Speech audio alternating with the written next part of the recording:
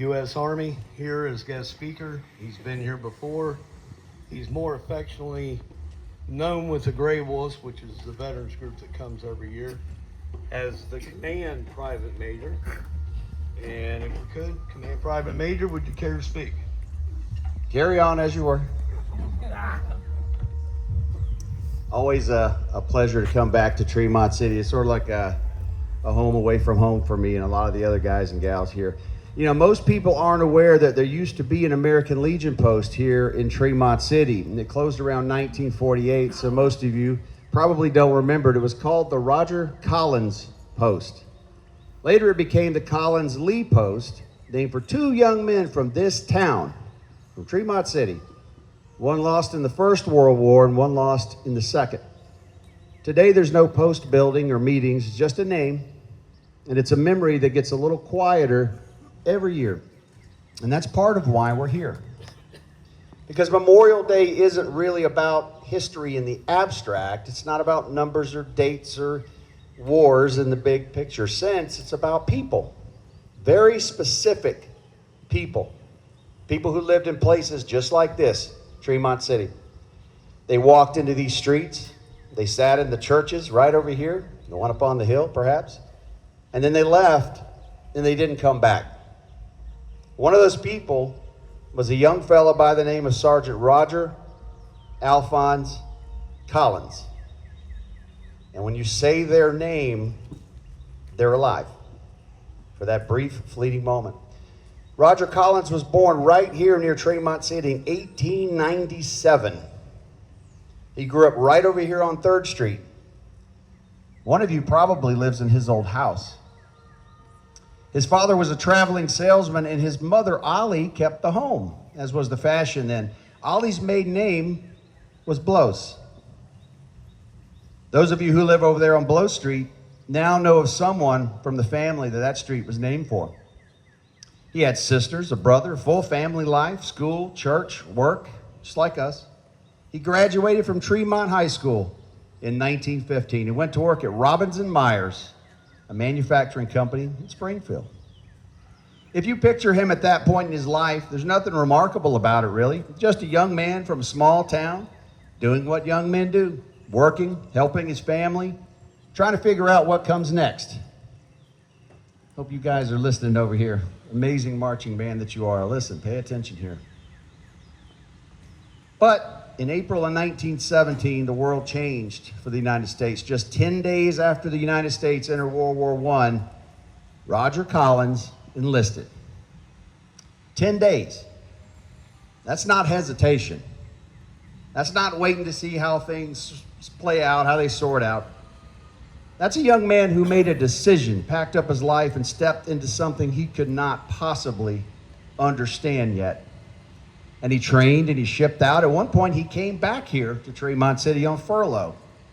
7 days back here with his family in this town, right over on 3rd Street.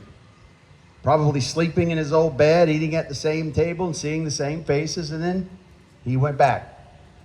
Eventually, he made his way to France, to the front lines, as part of Company B, 148th Infantry Regiment, the 37th Division, which was known as the Ohio Division. In September of 1918, during the Meuse-Argonne Offensive, one of the largest and deadliest campaigns in American military history, Roger Collins was there, 21 years old. And at some point during the fighting, his friend was shot. And according to a letter written a few months later by a fellow soldier to his family, something happened in that moment that tells you more about Roger Collins than any service record or grave marker ever could. He got angry. Not in a calm, measured sort of way. Not the kind of anger you read about in history books or in Hollywood movies. The kind of anger that a 21-year-old feels when his friend next to him is hit. Roger grabbed his friend's weapon, stood up, and started firing back in anger. And in doing that, he exposed himself to enemy fire. The man who wrote that letter said it plainly. He said, Roger Collins refused to stay down. That's not romantic. That's not heroic. That's not that type of language. That's real.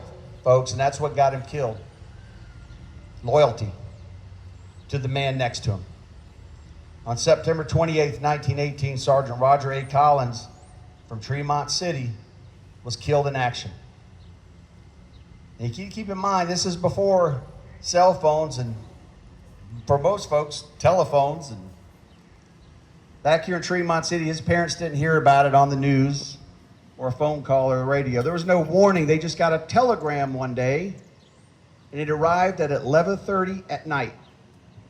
Just a small slip of paper with very few words and no detail at all. Sergeant Roger A. Collins was killed in action. That was it. I want you for a moment to think about that if you're a parent, getting that message. Not that they died heroically and they saved someone, and at least you can kind of put it in context. Your son, your daughter is dead. That's it. Killed in action. You can imagine that moment, the knock on the door, the envelope being received by his mother and father at such a late hour, the silence that surely followed the chaos.